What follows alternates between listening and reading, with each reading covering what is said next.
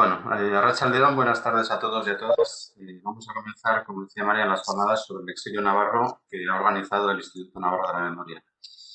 Unas jornadas que, como veremos en los próximos días, se van a centrar en la figura del artista pamplonés Gerardo Lizarraga, una vida y obra, la suya, muy poco conocida en su tierra. La tomaremos como hilo conductor para explicar y analizar toda una serie de acontecimientos históricos relevantes: la guerra civil, la retirada, el internamiento en los campos de concentración franceses, los trabajos forzados, la marcha a México y, en definitiva, la larga travesía del exilio. Un exilio, en este caso, como en otros muchos, definitivo. Un proceso sobre el que es preciso regresar, ya que, como bien sabemos, no se han abordado satisfactoriamente todas sus vertientes. En este caso, al igual que en la exposición que este pasado martes se inauguró en el Museo de Navarra, organizada por el propio Instituto Navarro de la Memoria y el Museo de Navarra, el lápiz de Lizarraga habla por él y nos va mostrando y narrando con dibujos y palabras la dramática experiencia del exilio republicano español. Exiliados y exiliadas que merecen un reconocimiento público e institucional por la defensa de unos valores democráticos que fueron arrebatados por una dictadura sustentada en un golpe militar contra un gobierno legítimo. Por ese motivo, el Gobierno de Navarra, a través del Departamento de Relaciones Ciudadanas, de su Dirección General de Paz, Convivencia y Derechos Humanos, en la que está encuadrada el Instituto Navarro de la Memoria, viene organizando en los últimos meses toda una serie de actividades que confluirán, si es posible, por las cuestiones sociosanitarias, en un acto público de reparación al pie de la frontera pirenaica que se vieron obligados a atravesar tantas y tantas personas. Por esa razón también, estas jornadas se iniciarán con la participación de la consejera de Relaciones Ciudadanas, Ana Ollo-Walde, en representación del Gobierno de Navarra, mostrando su compromiso con las personas exiliadas, así como la necesidad de recuperar su memoria y su riqueza, en este caso cultural. Una producción de la que premeditadamente y conscientemente se nos privó, ahogándose el proceso de modernización de nuestra tierra durante largas décadas. Un empobrecimiento que nos sumió en un pozo profundo del que nos costó demasiado salir.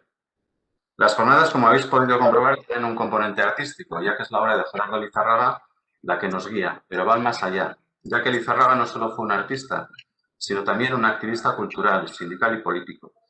Una persona consciente de lo que estaba ocurriendo en Europa durante el periodo de entreguerras, donde la violencia se convirtió en una suerte de ley antropológica que acabó dominando la razón. La fundación del Sindicato de Dibujantes Profesionales de Barcelona o la participación en el proyecto de ediciones antifascistas, EA Films, son, sin ir más lejos, dos ejemplos de su compromiso sindical y político. En este caso, frente al fascismo que se extendía por Europa. Con las jornadas queremos explorar también las posibilidades que ofrece poner en diálogo dos ámbitos aparentemente lejanos, arte y memoria, pero que en realidad transitan lugares comunes que abren espacios de reflexión muy fructíferos, sobre todo como vía de transmisión de la memoria a las nuevas generaciones. Una memoria crítica con los procesos de vulneración de derechos humanos, expresiones artísticas encadenadas, traspasando la frontera del pasado y del olvido, acercándose como plataforma de conocimiento y de reflexión sobre el presente. Un presente donde, por desgracia, se perfilan a ratos sombras negras del pasado. Contaremos a lo largo de estos días con la inestimable ayuda de especialistas del ámbito de la historia, de la antropología, de la literatura, del arte y del periodismo. A todos ellos y ellas quiero agradecer su compromiso con la investigación, su disposición inquebrantable y paciente en estos días aciagos. Todos ellos y ellas, además, participarán en una publicación que se presentará en breve, donde se analizará y mostrará la obra de Gerardo Lizarraga. En una primera jornada, la de esta tarde, tras la intervención de la consejera, emergerá de las sombras del olvido la figura de Gerardo Lizarraga gracias al testimonio de su hijo Xavier, con quien el Instituto Navarro de la Memoria y el Gobierno de Navarra han contraído una deuda permanente, al igual que con su hermana Maya, por haber custodiado el legado de su padre y por haber mostrado desde el inicio el deseo inmutable de que la obra de Gerardo se pudiera exponer en su ciudad y en su tierra. Gracias, Xavier. Tras él, desde Toulouse, el profesor Bruno Vargas recorrerá el camino de la retirada que condujo a Lizarraga al Arenal de Argelès. Será momento de analizar la situación de los cientos y cientos de miles de refugiados españoles en los campos de concentración franceses. El viernes se abordará por parte del profesor Manuel Aznar Soler y las profesoras Alicia Altez e Inmaculada Real la producción cultural en los campos de internamiento y en el exilio mexicano, así como la necesidad de recuperar ese patrimonio artístico como fundamento de nuestra cultura. Este lado será el momento de aproximarnos más a la obra de Lizarraga, una producción ecléctica donde las expresiones pictóricas y cinematográficas serán analizadas por el historiador del arte Iñaki Urrifelki y los periodistas Juan Zapater y Blanca Oria, esta última comisaria de la exposición, Gerardo Lizarraga, artista en el exilio. A Blanca y Juan queremos agradecer igualmente su implicación en la recuperación de la memoria de Gerardo Lizarraga y por haber sido receptivos, sin dudarlo, a los requerimientos del Instituto Navarro de la Memoria hace ya un par de años. De aquellas conversaciones, el trabajo compartido durante varios meses, las palabras de estos días y sobre todo la memoria de un exilio, el de Gerardo Lizarraga, tomado como muestra para recordar a los más de 1.200 nosotros y navarros que se vieron obligados a atravesar los Pirineos, empujadas por la represión franquista. Antes de que intervenga la consejera, me gustaría recordar algunas cuestiones de forma para ir pudiendo ordenar un poquito lo que son las intervenciones. Las sesiones, que duran aproximadamente 60 minutos, se han organizado más o menos con 4 o 5 minutos de presentación de cada una de las ponencias. Cada una de estas ponencias tendrá entre 35 y 40 minutos como máximo. Después abriremos un turno de preguntas y de intervenciones con unos 15 minutos más o menos, que las haremos a través del chat. Preguntas que podéis ir escribiendo en el chat y que los moderadores en cada uno de los casos pues iremos haciendo al ponente. Si en algún caso es preciso abrir algún micrófono, Marian, pues bueno, lo podemos hacer. Como digo, la participación de todos los participantes a través del chat. Y me gustaría recordar una cuestión que quizás esté fuera de lugar, pero es posible que alguna persona haya hecho la inscripción solamente al día de hoy, porque la matrícula o la inscripción baja el viernes y el sábado. Entonces, quizás alguna persona, pensando que se inscribía a todo el curso, a todas las jornadas, pues solamente ha hecho la inscripción del día 28. Entonces, en el caso de que se haya producido esta circunstancia, pues os rogaría que comprobaseis un poquito cuál es la inscripción que habéis hecho.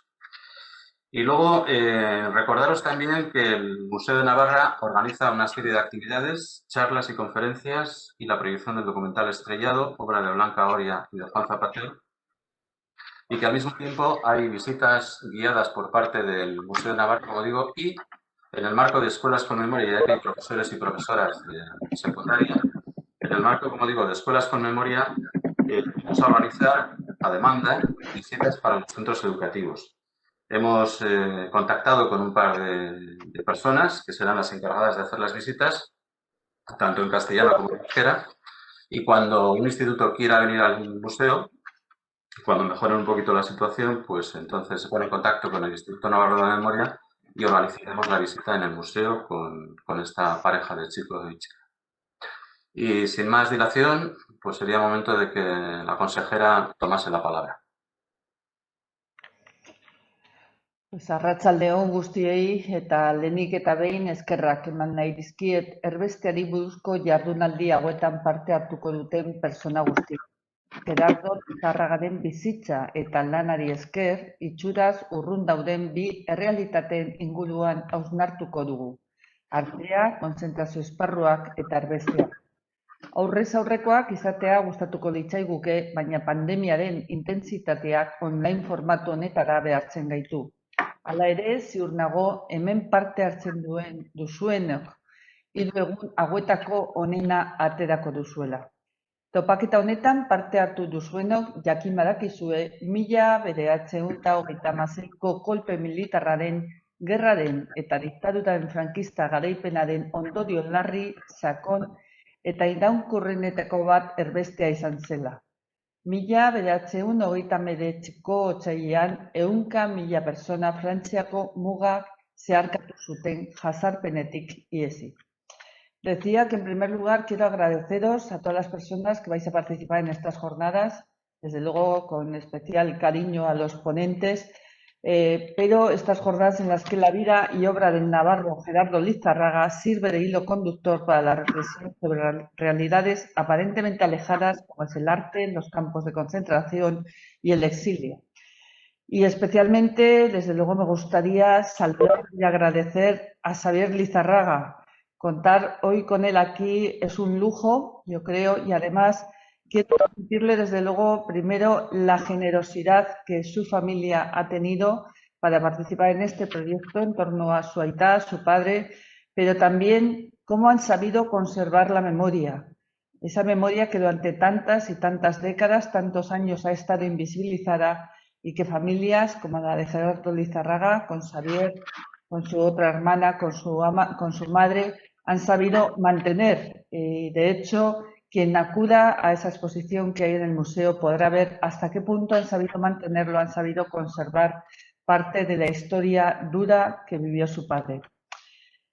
Como decía, bueno, quienes participáis en el encuentro sois muy conscientes de que una de las consecuencias más graves, profundas y permanentes del golpe militar del 36 y la dictadura, la guerra, fue el exilio.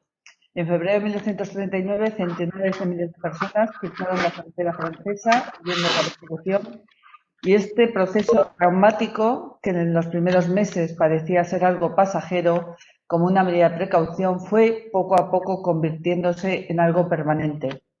Nadie salió pensando que no regresaría, pero es cierto que la marcha adversa de la guerra, la actitud de Francia, la Segunda Guerra Mundial y la aceptación finalmente internacional del franquismo en el contexto de la Guerra Fría fueron convirtiendo, como digo, esa marcha temporal en definitiva. Las penalidades no terminaron con la llegada a Francia. Llegaron, sufrieron la ocupación, la persecución, los trabajos forzosos, los internamientos, el reclutamiento y la deportación a los campos de exterminio. Una minoría consiguió un pasaje hacia América, hacia un futuro desconocido, aunque en un principio menos hostil. En las últimas décadas se han ido recuperando trayectorias personales de políticos, profesionales e intelectuales que pasaron por la experiencia del exilio. Con más dificultades vamos conociendo también las de personas no tan relevantes que también dejaron vacíos importantes en sus lugares de origen. Si algo tienen en común todos estos testimonios y los de sus descendientes, es el sentimiento de vacío irrecuperable que les dejó la pérdida definitiva de su pasado, de sus lugares y de sus experiencias vitales. Ese sentimiento quedó muy grabado en quienes tuvieron la posibilidad de viajar, siquiera de incógnito, y se encontraron con una sociedad que no les recordaba ni parecía esperarles. Cuesta entender en este momento que artistas e intelectuales relevantes, uno de ellos Gerardo Lizarraga, hayan pasado desapercibidos más allá de unos círculos muy de iniciados. No solo hemos ignorado el vacío en el que se sumió la vida de tantas personas, hemos sufrido también la pérdida como territorio, como sociedades, de su aportación artística e intelectual que hubiera renovado un pobre panorama cultural. Vacío existencial para ellos y ellas, pero vacío también para Navarra. Estas jornadas y la exposición retrospectiva sobre la vida y obra de Gerardo Lizarraga nos dan la oportunidad de reflexionar en torno a estas cuestiones y de valorar lo que pudo haber sido y no fue. Pero además nos sitúan ante la enorme capacidad del arte para expresar y reflejar las más duras experiencias humanas, como las que se derivaron de la violencia sufrida en nuestra tierra y en toda Europa durante los años 30 y 40. Los dibujos de Gerardo Lizarraga sobre su paso por el campo de Argel-sur-Mer y sus reflexiones manuscritas décadas después nos hablan de ese vacío existencial que se abrió ante miles de refugiados republicanos tras la derrota. Hora es de darles la oportunidad de expresarse y mostrarse en la tierra que les vio marchar. Con esta exposición, el Instituto Navarro de la Memoria y el Museo de Navarra, acompañados de Blanca Oria, quieren ayudar a minorar la deuda que se tenía con un artista de la talla de Gerardo Lizarraga. Somos muy conscientes de que los intelectuales y artistas republicanos exiliados fueron borrados de los discursos académicos y teológicos del régimen franquista y que a las instituciones democráticas debemos hacer un esfuerzo por recuperar el patrimonio artístico del exilio para que a través del reconocimiento a su labor se pueda nutrir nuestra cultura democrática. A lo largo de estos complejos meses que hemos visto, se ha desarrollado por parte del Gobierno de Navarra, a través de su Instituto Navarro de la Memoria, un ambicioso programa de actividades en torno al exilio. Proyectos de investigación, divulgación y transmisión intergeneracional de la memoria del exilio navarro en pos de su reconocimiento y reparación.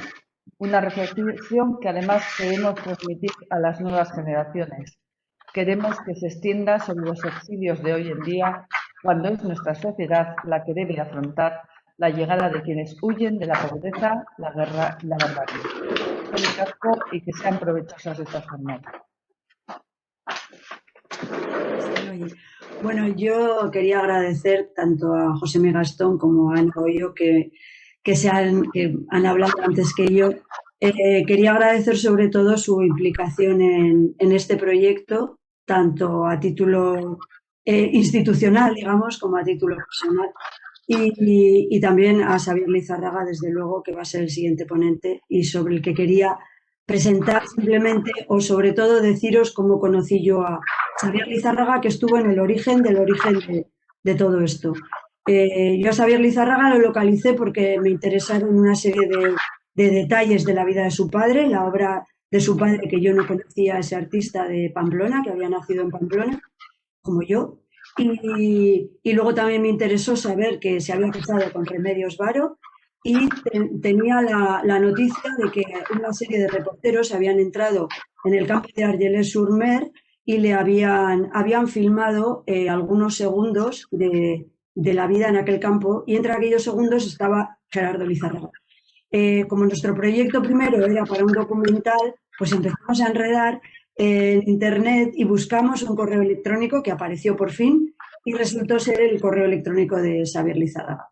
Para mí conocer a Xavier Lizarraga ha sido conocer un poco a Gerardo. Me habría encantado ahora, después de todo este proceso tan largo, que son casi 10 años de indagar en la vida y en la obra de su padre, me habría encantado conocer a su padre. Pero bueno, creo que habiendo conocido a Xavier y también tuve el gusto de conocer a Maya hace unos años cuando estuvimos en México, y la verdad es que lamento profundamente que ahora no pueda disfrutar de esto porque ella estuvo muy implicada desde el principio. Ella dio luz verde a todo esto que estamos pudiendo ver en el museo, igual que Xavier. Entonces, bueno, yo para mí era un tándem, Amaya y Xavier, y desgraciadamente ella falleció en enero de 2020. Xavier Lizarraga ha sido siempre colaborador estrechísimo con tanto con el documental como con la exposición, con lo cual a mí me va a dar muchísima alegría verlo en esa casa que tiene en Copérnico, que yo he estado 2 veces, las 2 veces que yo he estado en México, él no me ha dejado ir a ningún otro sitio que no fuera su casa, o sea que creo que dice mucho del comportamiento de una serie de personas que, bueno, pues que entienden que su casa es un poco la casa de la gente que les quiere. Entonces solo tengo que agradecer y bueno, que echo mucho de menos Copérnico y os echo mucho de menos a vosotros. Así que bueno, yo no voy a poder contar mejor cosas de tu padre que tú. Yo llevo toda la semana contando cosas de Gerardo Lizarraga y como decían cuando estudiábamos periodismo, que siempre hablaban de McLuhan y decían, pues si está McLuhan, pues mejor que entre McLuhan y que lo explique. Tú has conocido a Gerardo Lizarraga porque has vivido muchísimos años con tu padre y bueno, te voy a dejar a ti ya que hables y eso, solamente tengo agradecimiento a la familia Lizarraga.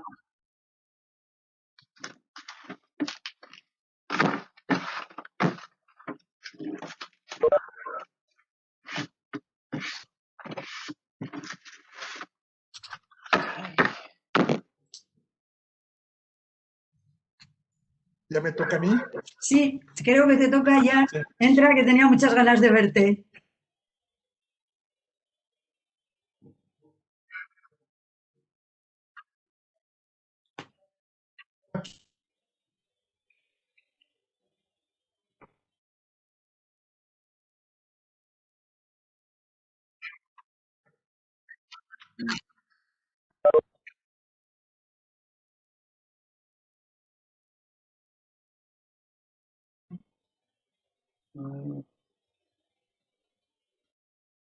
Eso que necesito.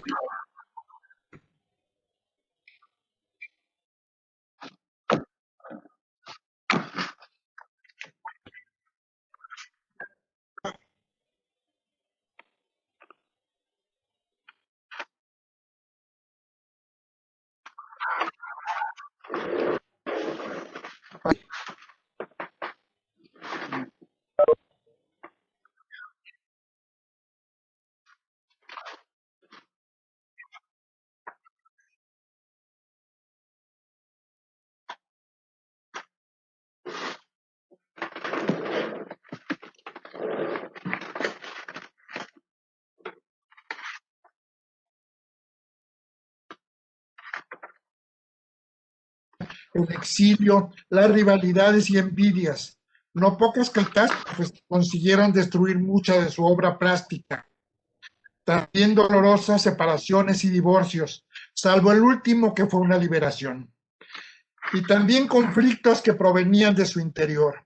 Una depresión crónica que poco a poco fue minando y orillándolo a resignarse y condenarse a una soledad dolorosa y silenciosa, siempre con un objetivo: no generar dolor a otros. Como él pensaba, a su alrededor todo parecía decidido a que se estrellara contra una realidad siempre difícil.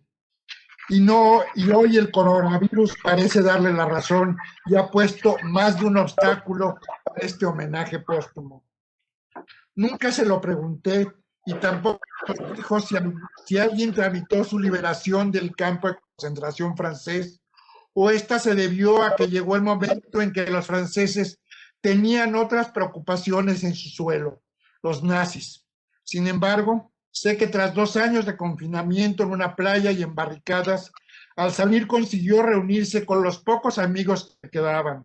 Se encontró con Remedios Varo y con viejos conocidos de sus años en París. A trabajar no solo para sobrevivir, sino también para apoyar a los aliados contra el nazismo. Fue entonces que conoció a Gilberto Bosques y a Narciso Bassols, orfebres políticos mexicanos, de los que a muchos les permitió viajar y aislarse en México, de una América mítica y sin refugiados. La España que había vivido estaba, por lo pronto, cerrada a cal y canto para todos ellos. Y en las décadas del 30 y del 40, México fue un lugar de acogida, de encuentros y reencuentros, de aprendizajes y descubrimientos, aunque no exento de conflictos. Se impregnaron de múltiples presencias que sacudieron la vida nacional como un terremoto con las pintas consecuencias, con la llegada de artistas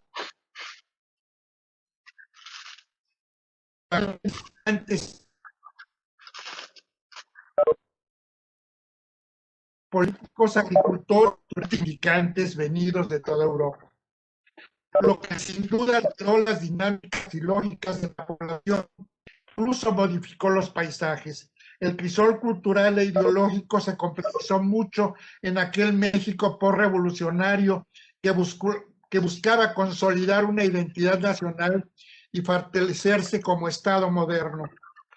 Y para ambas cosas, esa llegada fue un estímulo y abono, pese a que la mayoría era gente hambrienta, no solo de alimento, sino de sonrisas y reposos, sedientos de paz, gente necesitada de un presente para construirse un futuro que no se viera interrumpido a cada instante por las botas militares y las alarmas de los bombardeos. La mayor parte de los que llegaron era gente demacrada, fracturada, dolida y cansada, pero también convencida de que había que seguir adelante y que tenían que entregarse de lleno al país de acogida y agradecerles a sus ciudadanos la oportunidad que les ofrecían de vivir. Y aún más, ¿para qué vivir? Lo que quizás más les unía a los mexicanos y a los refugiados españoles era el idioma, pero también fue lo que a veces los distanciaba, más allá de los acentos y algunos localismos de fácil aprendizaje. Mi padre nos decía que las distancias se sentían en los matices semánticos y en las formas gramaticales y sociales que subyacen en el habla. No solo las palabras, sino también cómo se emplean, es lo que abre o cierra perspectivas, porque mueve a no pocas construcciones mentales diferentes. De ahí la gran riqueza que genera la literatura.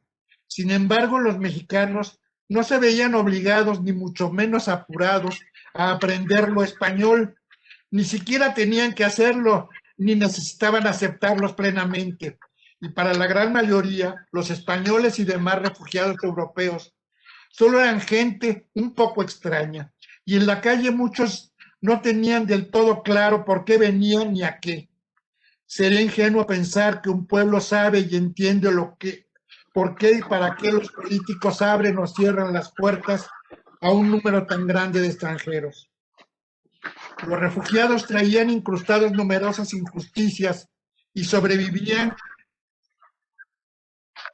los horrores vividos. Y me contaban mis padres que no pocas veces se estremecieron en México al ver en el cine a un público que se levantaba y aplaudía entusiasmado cuando en los noticieros aparecía Hitler o el ejército alemán.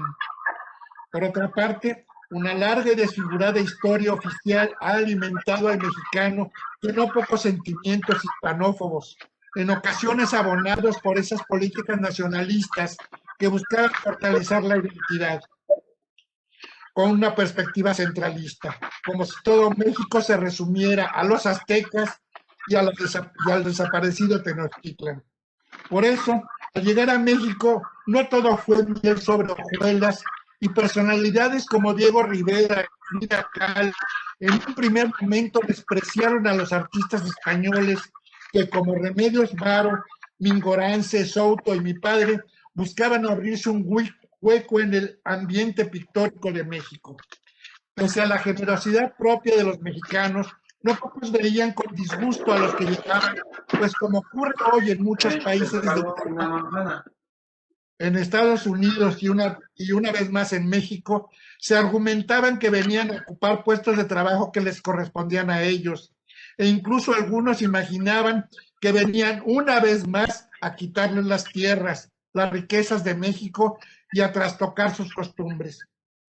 No era infrecuente escuchar a mi padre comentar que la palabra gachupín, con su pesada carga de valores hirientes, brotaba con frecuencia de los labios de la gente cuando le oían hablar con su acento español.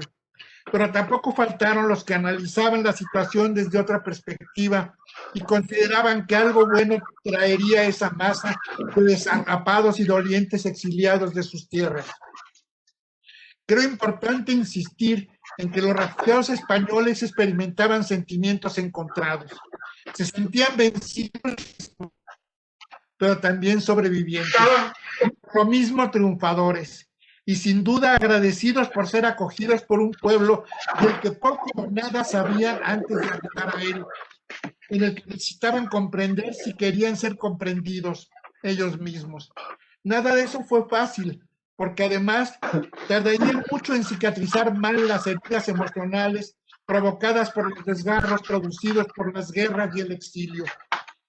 Algunos no creían poder vivir por siempre en México, y no fueron los pocos los que durante años, junto a la puerta de la vivienda, tuvieron hecha una maleta para regresar en cuanto fuera posible. Fue así mi padre y mi madre, que si bien nunca se negaron a la posibilidad del retorno, estaban agradecidos de poder vivir en México y dispuestos a nutrirse de sus cualidades, dispuestos a sembrar aquí sus emociones, deseosos de enterrar sus rabias y dolores, por lo que agradecieron la posibilidad de naturalizarse. Se esforzaron siempre por ser parte de México. Mi padre fue un hombre valiente que estaba decidido a no dejarse vencer por las opiniones de otros ni por los tropiezos que pudiera tener, pero él mismo se debilitaba al mostrar sus puntos débiles, su fragilidad, que algunos utilizaron para abusar de su bonomía y obstaculizarle su tránsito en el mundo del arte. Sin embargo, él siempre supo ser un punto de apoyo para los demás, en particular para sus seres queridos, familia y amigos. Mi padre se exigía fuerza y constantemente se repetía a sí mismo la famosa frase atribuida a Arquímedes: dame un punto de apoyo y levantaré el mundo.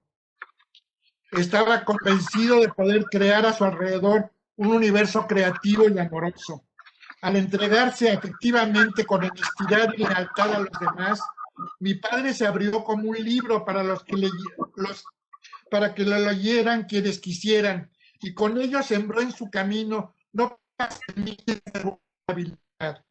Fue y se supo amado y admirado, pero como le difícil desconfiar de los que le rodeaban, no pocas veces fue víctima de oportunistas. No era un hombre ingenuo, porque no creía en la adulación, pero sí era un hombre que tenía la esperanza de que los demás fueran tan honestos como él. Pensaba que la sinceridad daría como fruto una reciprocidad que muchas veces no se dio. Mi padre fue un hombre al que le resultaba difícil pensar que otros traicionarían su confianza. Y cuando eso ocurría, se culpabilizaba a sí mismo. Se consideraba responsable por su torpeza y pensaba que si alguien le fallaba se debía a sus propios errores. Solo le oí lamentarse y despotricar de Cantinflas, ese cómico mexicano al que había admirado tanto en el cine, pero que no cumplió con la palabra dada y se negó a pagarle el mural que le había pedido para su casa de Acapulco. Y cuando mi padre insistió en cobrar lo que le debía, el cómico le dijo que no intentara demanda alguna porque la perdería. No había prueba de que hubiera pintado nada porque él había mandado pintar de blanco la pared y colgado cuadros de otros pintores. Para mi padre, traición era una palabra incomprensible en su diccionario de vida. Y además, pese a que era capaz de admirar a otros, nunca quiso convertir la admiración en un culto, porque para él las liturgias solo tenían valor como puestas en escena, como teatralizaciones. Si bien Gerardo Lizarraga Istúriz estudió pintura en la Academia de San Fernando de Madrid, fue mucho más que un artista plástico. Fue un hombre polifacético, un artista plástico que transitó por diversos estilos, desde lo más académico hasta el surrealismo, el cubismo y otras propuestas emanadas de su inquietud creativa, pasando incluso por eso que algunos denominan arte abstracto, como si hubiera algún arte que no lo fuera.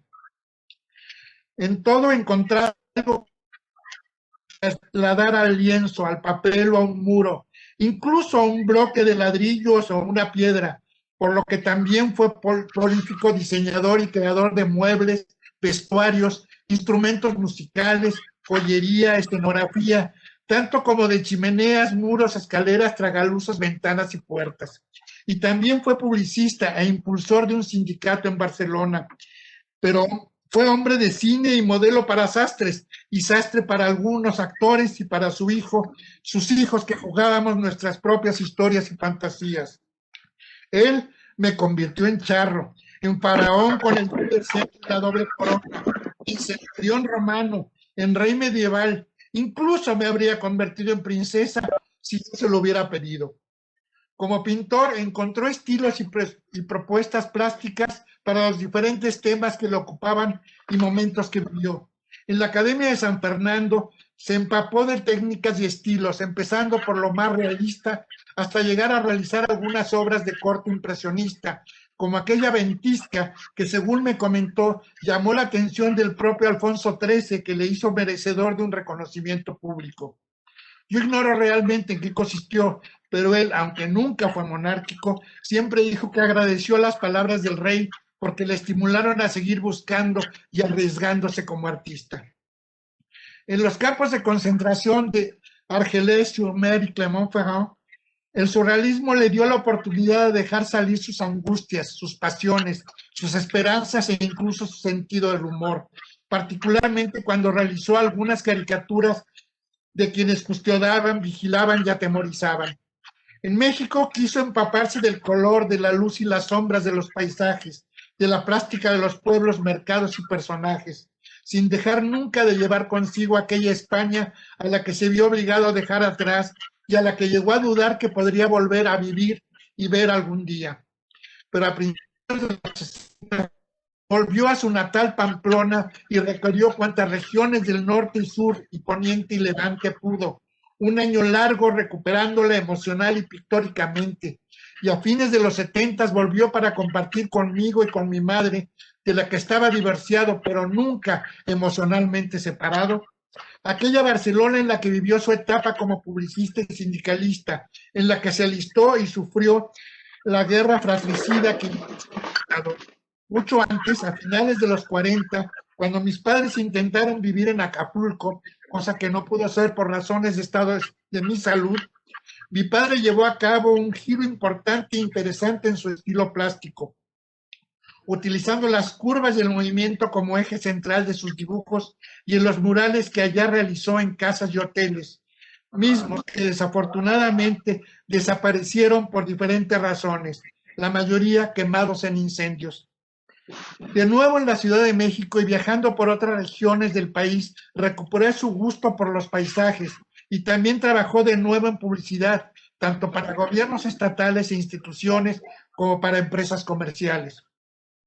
y en 1957 tuvo la oportunidad de volver a vivir otra de sus pasiones, el cine, esta vez como directora artística de la película The Sun Also Rises, Fiesta le pusieron en español, dirigida por Henry King y protagonizada por Ava Gardner, Tyrone Power, Mel Ferrer, Errol Flynn y Ed Albert. Cinta que se rodó en la ciudad de Morelia y para la cual él creó ambientes que representaban lugares de Pamplona y París, y en ella hizo además un cameo como dibujante parisino. Mi padre fue un incansable narrador de historias y un lector insaciable, un hombre solidario y también un lobo solitario, que sabía digerir los momentos ideando, pensando, imaginando, y que sabía acompañar y hacer reír con su ingenio, a vivir con él algunos momentos como juegos teatrales y divertidos. Recuerdo que decía que cualquiera puede aprender a cortar el pelo y que puede hacerse de muchas maneras, pero él además le divertía teatralizar momentos como esos con infatigable sentido del humor y creatividad y con su manejo preciso de tijeras, peines, cepillos y navajas. Incluso en una ocasión me demostró que podía hacerse un buen corte de pelo utilizando un encendedor o unos cerillos, aunque en términos olfativos el resultado no fuera tan agradable. Yo lo vi diseñar, cortar y coser trajes, diseñar muebles y darles presencia con madera, serruchos, clavos, martillos y tintes. Él me enseñó a sembrar y cultivar en el campo y a cocinar, siguiendo con precisión de alquimista recetas tradicionales, ensaladas, bacalao al ajarriero o al pilpil, riñones al jerez, cocochas, purrusaldas, paellas, siempre a la leña, nunca en la estufa, chipirones en su tinta, pero también gustaba de inventar recetas y realizaba postres y platillos en los que mezclaba ingredientes y técnicas de las gastronomías española y mexicana. Mi padre no fue una sola cosa porque él mismo era como un caleidoscopio, lleno de matices, colores, luces y sombras, figuras y sugerencias. Y su vida fue un intrincado laberinto. Pienso que él nunca se extravió en su laberinto, donde experimentó y gozó de mil maneras, pero sí hubo rincones y pasillos que le desgastaron y le dolió transitar. Otros refugiados tenían pretensiones protagónicas y delirios de grandeza, pero no mi padre, que siempre tuvo la inquebrantable decisión de vivir, no únicamente de sobrevivir, y de crear sin culpas, sin golpes de pecho ni vergüenzas lastimosas y lastimeras. Gerardo Lizarraga Istúriz fue tan valiente que supo reconocer sus propias debilidades, sus equívocos y su vulnerabilidad, inseguridades. Muchas gracias. Vamos a iniciar un pequeño debate, si podéis ir participando a través del chat, si se os va ocurriendo alguna pregunta para Xavier.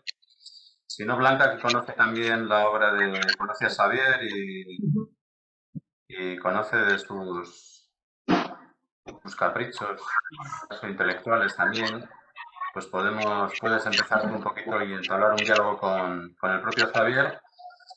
Y bueno, y luego pues animaros un poquito, tenemos como 20 minutos, 25 minutos para que podamos intervenir. Vais poniendo las preguntas en el chat y las vamos formulando tanto Blanca, en este caso, como yo mismo. Vale, Xavier, a mí me gustaría, he comentado al principio cómo empezó todo este lío, pero la verdad es que yo el otro día comentaba que cuando pusimos el gran panel con la figura de Lizarraga, cuando pusimos también el panel en la parte exterior del Museo de Navarra, pues me gustaría saber, tú que le conociste bien, ¿qué crees que pensaría o hasta qué punto esto, bueno, sería un poco de justicia poética para lo que ocurrió luego con la vida de Gerardo Lizarraga?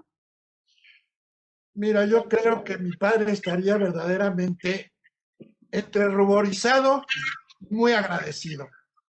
De hecho, en otra medida, mucho menor, poco antes de un año o dos antes de que mi padre muriera, mi hermana y yo conseguimos hacer una exposición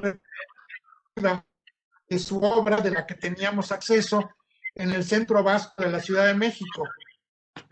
Y verdaderamente estaba como un niño azorado acababa de ver a los Reyes Magos llegando con todos los regalos del mundo. O sea, no podía ni hablar de la emoción. Mi hermana muy astutamente le dijo, tú puedes decir todo lo que quieras con todo el mundo, pero de precios hablo yo. Mi padre era capaz de regalarlo todo.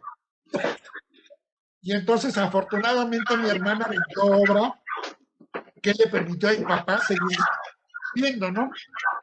Entonces, ahora con esto estaría verdaderamente fascinado. Primero porque siempre quiso sentir que no había dejado de estar en Pamplona. Y ahora con esta exposición, con este documental que tú hiciste, con este homenaje que se le está haciendo, mi padre regresa a Pamplona.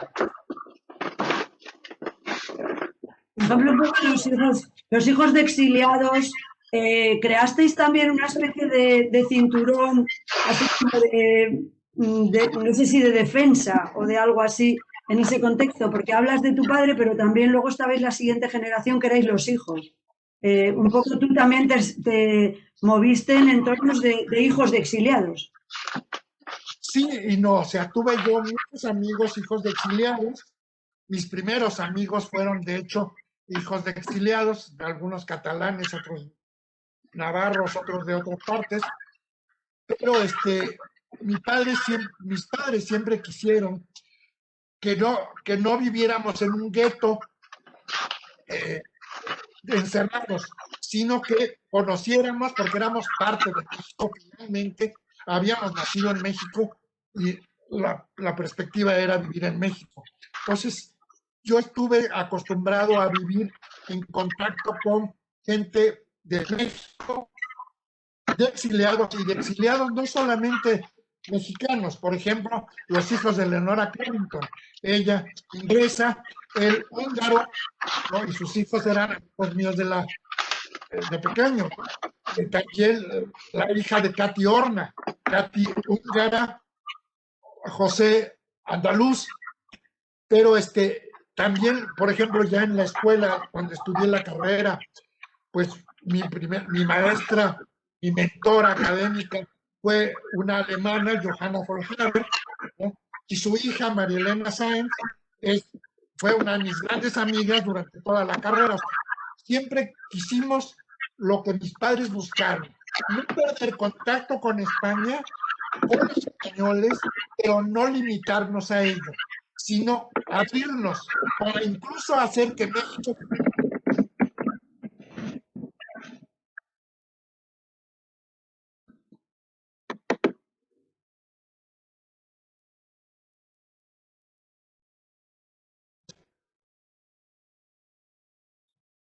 Eso es lo que tenía yo que decir.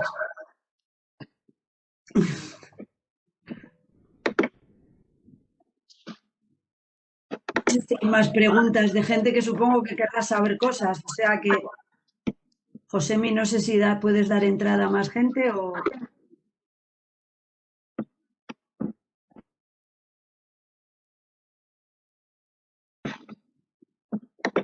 Yo te puedo seguir preguntando, ¿eh? Yo estoy encantada de hablar contigo, que hace mucho que no hablo contigo. Así que también Xavier Lizarraga, yo no lo he dicho, pero Xavier Lizarraga también era y es artista. Tú empezaste también pintando con tu padre y de hecho en la exposición hay una referencia a una exposición que hicisteis los dos juntos cuando tú eras niño. ¿Cómo es esa relación como artistas de tu padre y tú? A ver, cuando yo era niño, mi padre hizo una exposición de mis dibujos. Sí. Yo tenía 9 años, no participó mi padre. Mi padre la organizó.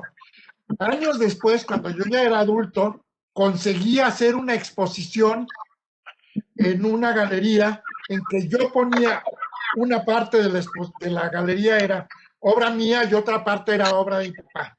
Y en la mía justamente fue un experimento que hice con un amigo, hijo de refugiados también, con José Ramón Enríquez, que casualmente el padre de José Ramón Enríquez conoció a mi papá durante la guerra y luego fue mi maestro de literatura en mi secundaria. Entonces yo hice una serie de cuadros, de dibujos a tinta china, no figurativos, y este amigo José Ramón, que es poeta y dramaturgo, escribió un poema que se llamaba España vieja de 40 años, hablando de la España franquista. Y entonces, cada uno de los versos era el título de uno de mis cuadros. Entonces, ibas viendo la exposición y leyendo un poema. Y en otra sala estaba la exposición de mi padre. Esto fue una de las experiencias que tuvimos, pero allá por los 1976, más o menos, 75. Y sí he tenido algunas exposiciones y he hecho pintura, he hecho cuadros, he hecho cosas, pero bueno, finalmente dejé el arte como una forma de liberarme, porque mi profesión pues es la antropología del comportamiento concretamente.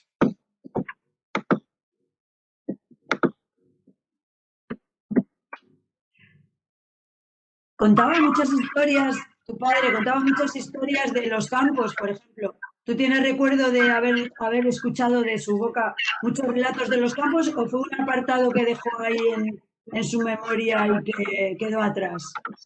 No, mira, mi padre, mi hermana y yo vamos a contar muy rápido, porque mi padre en la hora de la comida siempre nos agarraba, nos platicaba la guerra o los campos. Y como él comía muy lento, era interminable aquello. Entonces, comíamos muy rápido para irnos. Y hay una cosa que fue muy chistosa, porque mi padre, cuando comíamos algo y decía, no podíamos decir no me gusta algo de comer, si no lo habíamos probado mínimo 3 veces. Y cuando decíamos que algo no nos gustaba, definitivamente decía, es que yo en el campo de concentración, el hambre que pasamos, y no sé.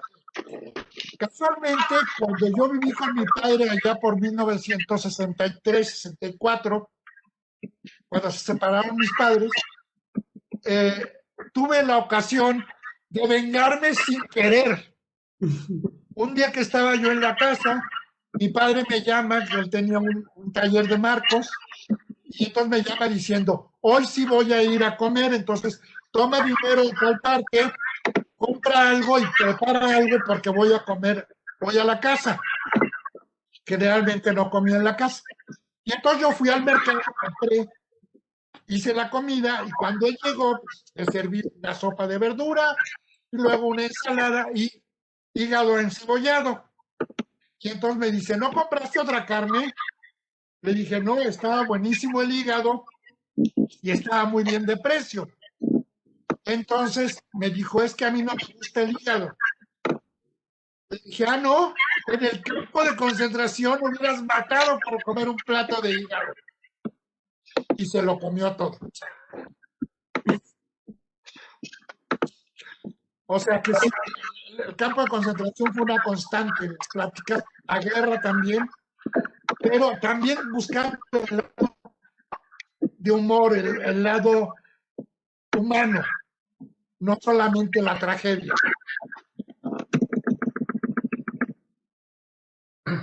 Una de las cosas que decía Miguel Yuc, cuando escribió un libro en el que aparece 2 años y pico que conocía a tu padre, decía, es que Lizarraga sabe más que una enciclopedia, porque realmente, y lo que yo creo que es importante también, es que aquellos artistas, además de que eran buenos artistas, en el caso de tu padre, era gente muy culta. Sí, mi padre era un hombre que tuvo la fortuna de tener una cultura, a diferencia de mi padre que le agarró la guerra cuando estaba en el instituto, no pudo seguir estudiando. Mi padre sí tuvo una formación académica importante, fuerte, sólida. Su padre, mi abuelo, era un gran lector, un gran amante de la música, etcétera, y mi padre todo eso lo empapó, ¿no? Entonces mi padre, yo por eso digo que mi padre era más que un artista, más que un pintor. Escribió poco, escribió algunas cosas, pero muy poco. Pero en general era un hombre que leía cualquier cosa. Cuando yo hice mi tesis de maestría sobre antropología del comportamiento, pues yo se la di a mi mamá una copia y a mi papá otra copia. el día del examen profesional, mi padre se había leído la tesis completa para saber de qué íbamos a hablar. O sea, él tenía una necesidad de conocer y entonces leía ciencia, leía arte, leía de política, leía de historia, de todo. Era un hombre insaciable en cuanto a conocimiento. Pero yo creo que eso aporta algo más también un poco al fundamento también de estas jornadas y de la idea del exilio, que fue lo que perdió este país cuando toda esta gente tuvo que marcharse. O sea, porque a mí me encanta saber los grandes artistas que hubo en los campos, lo ocultos que eran, pero también como persona que está aquí, estamos un poco lejos, me da mucha pena lo que perdió este país nuestro, que yo creo que no lo hemos lamentado lo suficiente, lo que se perdió no solamente de vidas humanas, que por supuesto, pero también de caudal intelectual. Sí, desafortunadamente las guerras traen eso, ¿no? Por ejemplo, a México, esta maestra mía, Johanna Folhaber, vino con otro exiliado, Kirchhoff, que es una de las grandes lumbreras de la antropología de su época, y bueno, de eso se nutrió México, pero todo esto lo perdió diferentes países en Europa, ¿no? Bueno, una preguntita, Xavier. Nos pregunta de las participantes. Hay mucho ruido, no oigo nada. ¿Me oyes ahora? Sí, sí. Te decía que nos pregunta una de las participantes que tiene curiosidad por saber qué relaciones tuvo Gerardo Lizarraga con artistas de Pamplona. Y si alguna vez hablaron sobre el ambiente cultural que había aquí, si es que lo había. Es una pregunta con malicia. Mira, yo de mi padre hablaba mucho de Pamplona, pero más que nada de su época antes de irse a Madrid a estudiar pintura, porque después ya no regresó a vivir a Pamplona. Mi padre ya de Madrid fue a vivir luego, se casó en San Sebastián con Remedios Varo y luego se fue a vivir a París y luego se fue a vivir a Barcelona.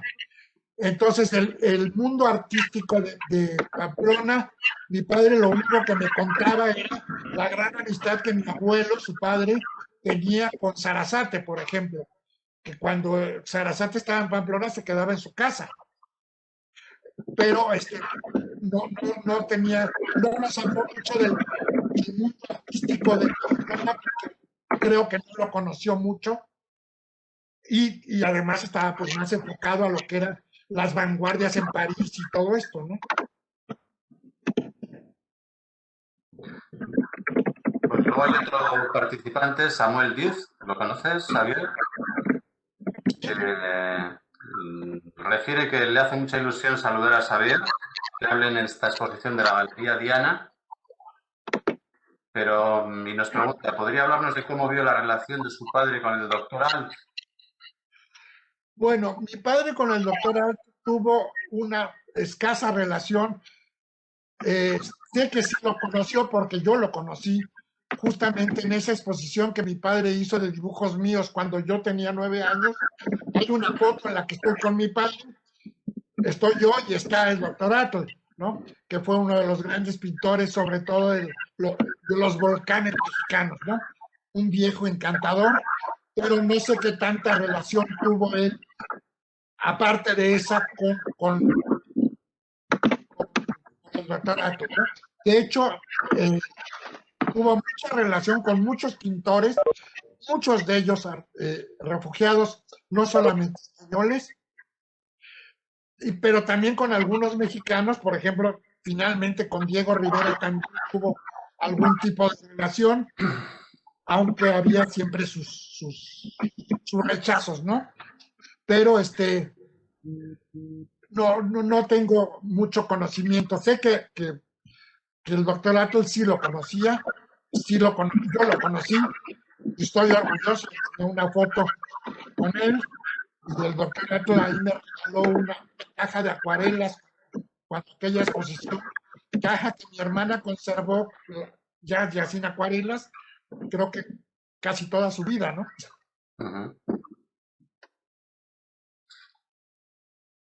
No sé Una si... pregunta más que se me ocurra. A mí me llama la atención, Xavier, desde que conocí los dibujos de tu padre, el hecho de cuándo y cómo los recupera. Y sobre todo, me imagino, o quiero imaginarme, cuando los saca de la maleta o del baúl, los vuelve a mirar después de muchos años y empieza a escribir sobre ellos, sobre lo que supuso aquella barbarie durante su juventud o su madurez, siendo joven.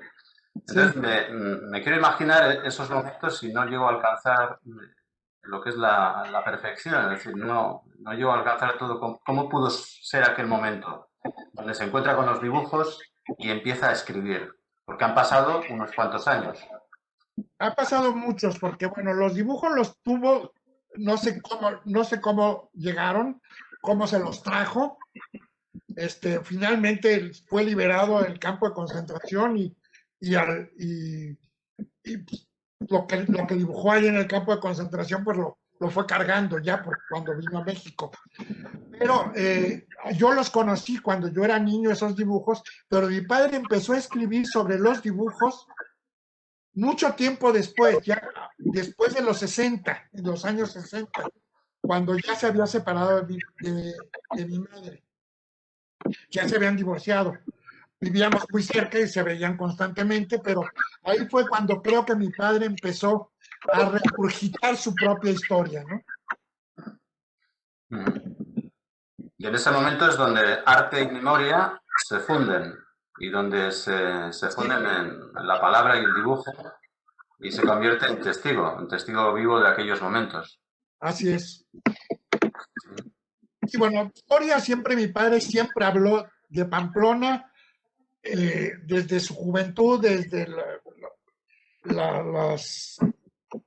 el San Fermín, siempre estuvo presente, que cuando él estudiaba en los maristas, siempre hablaba de Pamplona con cariño y con los momentos que no pasó tan bien, ¿no? Pero la memoria siempre fue importante, de hecho, a él era un hombre que le apasionaba la historia y leía mucho sobre historia, porque le daba mucha importancia justamente a la memoria. Sabía que después de que morimos, algo queda, ¿no? Y hay que saber que somos parte de eso que quedó. ¿Cuántos años pasó en los campos, Xavier? En los campos de internamiento, ¿cuánto tiempo? ¿Cuánto tiempo estuvo en los campos de internamiento, en los campos de concentración?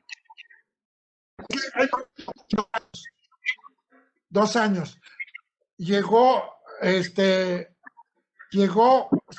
terminando la guerra, cuando ya salieron de Barcelona, huyó a Francia, ahí lo agarraron, y mi padre sale del campo de concentración y ya en el 42 ya toma el último barco de exiliados españoles a México. Vale. 2 años en el campo de concentración, del 39 al 41.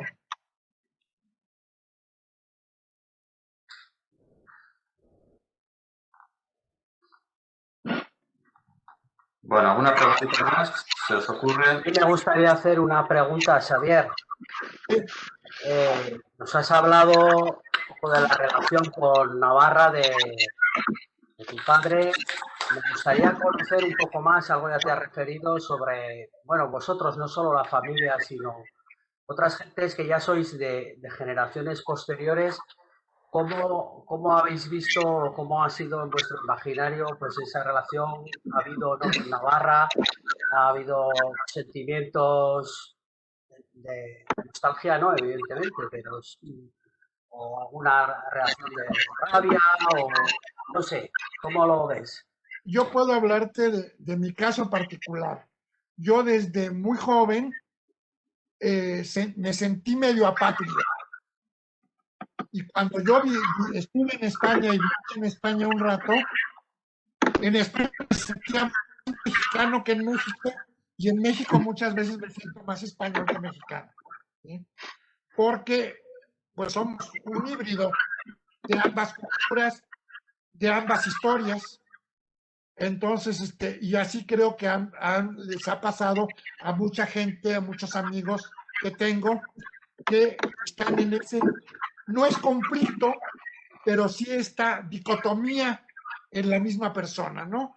De que España te duele cuando le va mal, te da gusto cuando le va bien, te da más gusto cuando le va bien a esa parte de España en la que están padres, por ejemplo, Navarra en este caso, en mi caso más es Pamplona y Tudela, porque mi madre era de Tudela, pero al mismo tiempo, pues soy mexicano, amo a México. Hay cosas que no me gustan de México, hay cosas que no me gustan de España. Cuando yo fui a vivir a España, me molestaba mucho que me dijeran Sudaca, primero porque demostraba la ignorancia geográfica que tienen, no está en Sudamérica, sino en Norteamérica, pero en fin. Entonces, pero hay esta ambivalencia que creo que es creativa además. Si no te dejas avasallar, es creativa. Y eso fue lo que mis padres quisieron transmitirnos. Mis padres nunca perdieron la España suya, pero siempre quisieron ser parte de México. Y quisieron que mi hermana y yo fuéramos exactamente lo mismo, ¿no? No sé si te contesté o me fui por las ramas.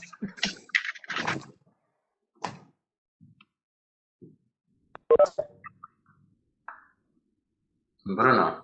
Sí, José, sí. Sí, me gustaría hacerle una pregunta a Xavier. Es que me ha llamado mucho la atención de que su padre pudiese montar una exposición en Marsella en el año 1942. Y claro, me gustaría saber cómo pudo llevar a cabo esa exposición, cómo se pudo hacer. Estamos en plena guerra, 42, yo supongo que sería principio del 42, ¿no? Todavía estaba bajo Vichy, ¿no? El estado de Vichy, Marsella, pero yo no tenía, o sea, que yo sepa de los otros artistas que pudiesen llevar a cabo una exposición. Entonces, ¿cómo se pudo? No sé si tu padre te comentó algo al respecto. ¿Cómo? No, de hecho, eso me enteré yo mucho después. Sí, esto fue a principios del 42, porque mi padre en mayo del 42 ya estaba en México. Pero mi padre tuvo mucha relación con los políticos mexicanos y con la gente que trabajaba para los aliados. Y todavía los nazis estaban en París, pero todavía no habían llegado a toda Francia. No sé cómo se realizó. Me imagino que nada más no fue el único. Yo sospecho que Remedios Varo también habrá expuesto algo, no sé. Eso lo ignoro. De eso sí nunca me habló mi padre. Vale, gracias. Okay.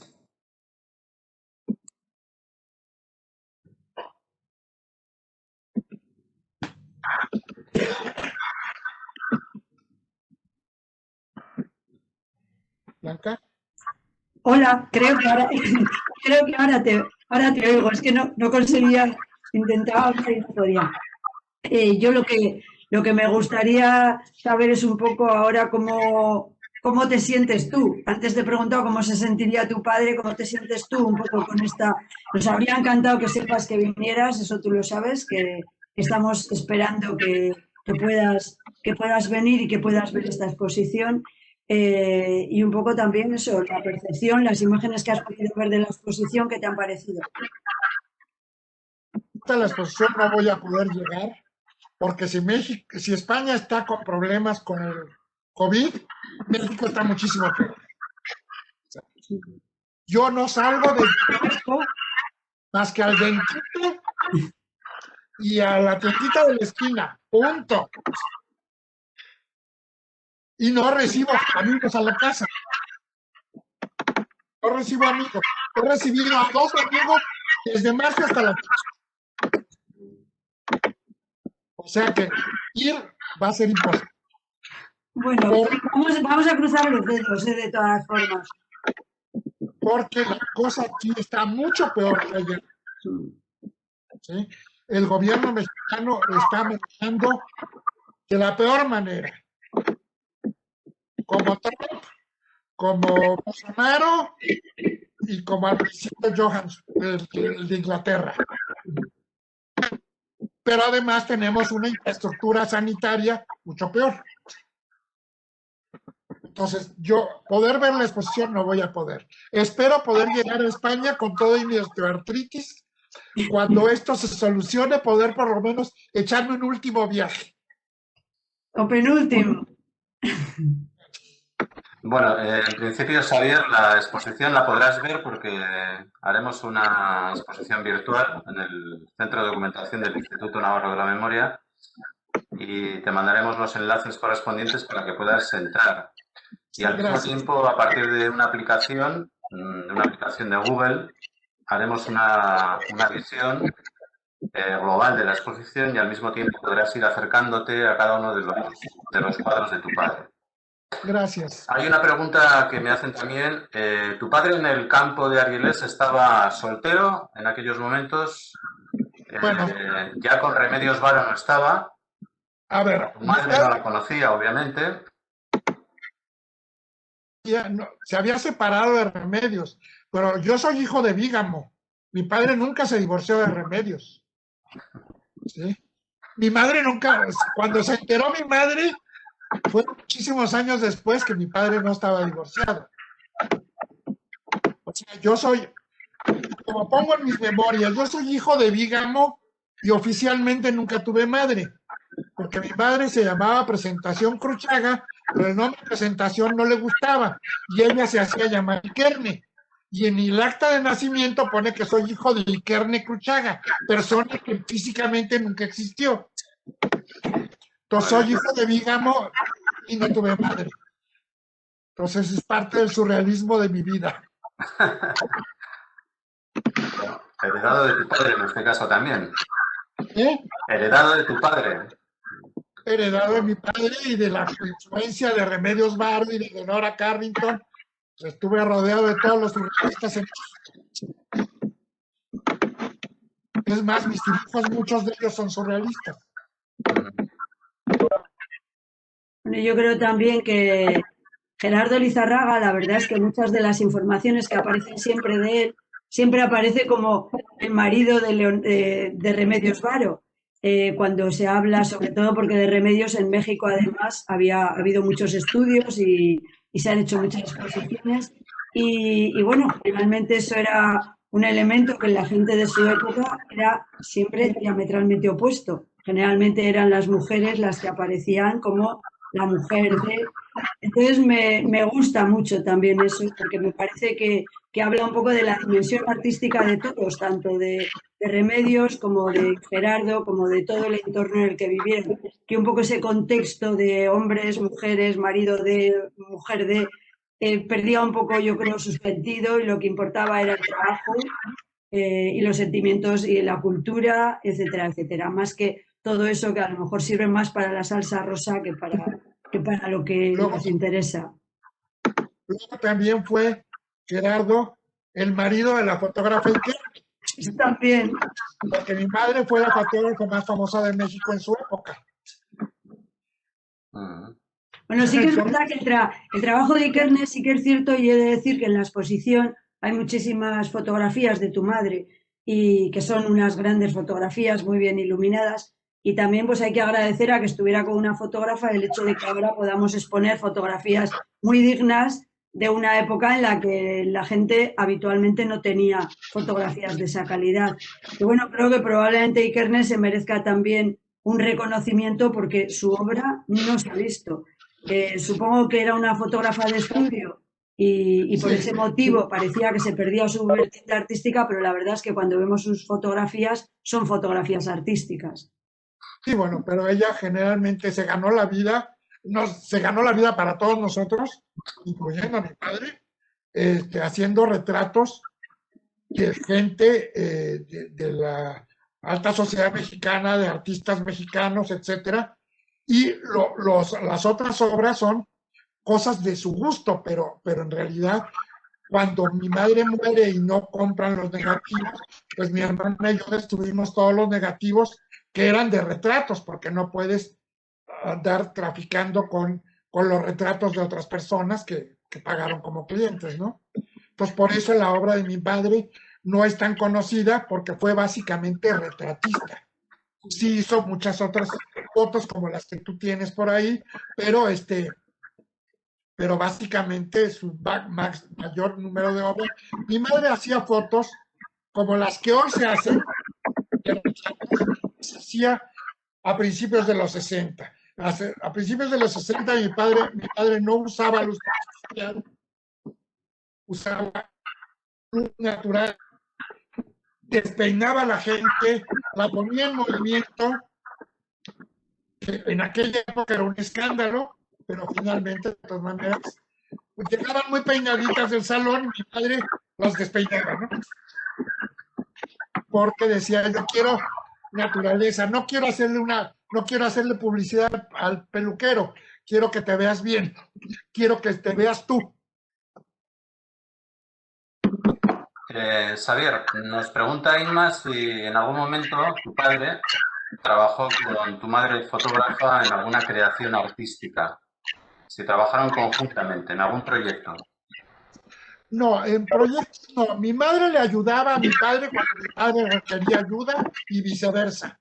Pero proyecto conjunto, no. Mi padre era muy respetuoso de la libertad creativa de mi madre y mi madre era respetuosa de la actividad creativa. Entonces siempre se convertían en el apoyo, en el ayudante, en el que te paso los pinceles para que no te muevas, pero no, obra común, no hicieron, bueno, sí hicieron una, que fue un regalo de Navidad para mí, que me hicieron en un trenecito eléctrico que valía 3 pesos, hicieron toda una maqueta, lo más impresionante de la maqueta, y eso lo hicieron entre los dos, pero esa fue no como obra de arte, sino como regalo para el muchacho que estaba encaprichado, el niño que estaba encaprichado con un trenecito eléctrico y no había presupuesto para tener un buen tren eléctrico. Entonces, por lo menos tuvo un buen paisaje el tren. Era un trenecito muy chiquito que iba desde África hasta el lejano oeste de Americano.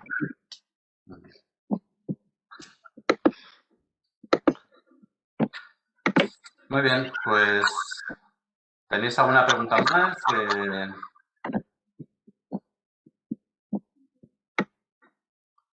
Bueno, yo mientras tanto, mientras os ocurre la última pregunta o la penúltima, recordaros que Manolo va a colgar ahora para las personas que estéis en el curso de formación, va a colgar el enlace para las firmas del curso, así que es el momento de que firméis.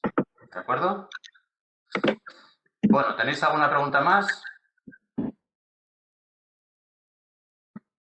Yo solo le quería decir a Xavier que seguro que es consciente de la suerte que tuvo de aquella infancia, a pesar de lo duro que fue el exilio, de aquella infancia rodeada de artistas, y que ahora cuando lo vemos con la perspectiva del tiempo, pues nos da también una cierta envidia. Fue una tristeza que se tuvieran que ir, fue una tristeza el exilio, pero al fin y al cabo naciste y viviste los primeros años rodeados de un entorno, por lo menos, y tu hermana rodeado de un entorno intelectual, bueno, bastante interesante. Era maravilloso, no era fácil de vivirlo, pero era maravilloso. No era fácil porque tu casa se movía como toda obra feminista. Hoy te levantabas en una habitación y cuando regresabas, mi padre la había convertido en la sala y tu habitación quizá donde estaba. Entonces, era una aventura todos los días. En ese sentido fue muy estimulante.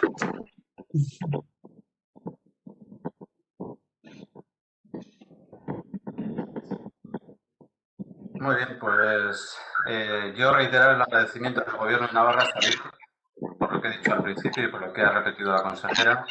Si no se hubiera mantenido aquí la maleta, si se hubiera perdido en el camino, si le hubiera hecho caso a Ordóñez de Barraicúa y lo hubiera dejado en Argelés o en Art o en Lemonzagal, pues probablemente no hubiéramos tenido la suerte de tener en estos momentos toda la obra ingente de tu padre. Y agradecerte de nuevo a ti y a Maya, pues que custodiaseis también su legado y que pueda estar en Navarra permanentemente. Y esto quiero insistirlo. El compromiso del Instituto Navarro de la Memoria es que el legado de tu padre no se marche de nuestra retina, que permanezca para las nuevas generaciones y que las nuevas generaciones conozcan el horror de los campos de concentración y que puedan comparar lo que pasó tu padre con lo que están pasando otras personas en el presente. Y que el legado de tu padre se convierta en una lección para el presente y sobre todo para el futuro. Entonces, agradecértelo enormemente, Xavier. Nada más quiero mencionar que también en México el nuevo Museo Caluz ya tiene obra permanente de mi padre como pintor del exilio español, pintor navarro del exilio español. Entonces creo que una vez más se unen Navarra, España y México a través de la figura de mi padre, lo cual estoy muy agradecido. Muy bien, pues gracias, Xavier. Nos seguiremos viendo estos días por aquí. Gracias.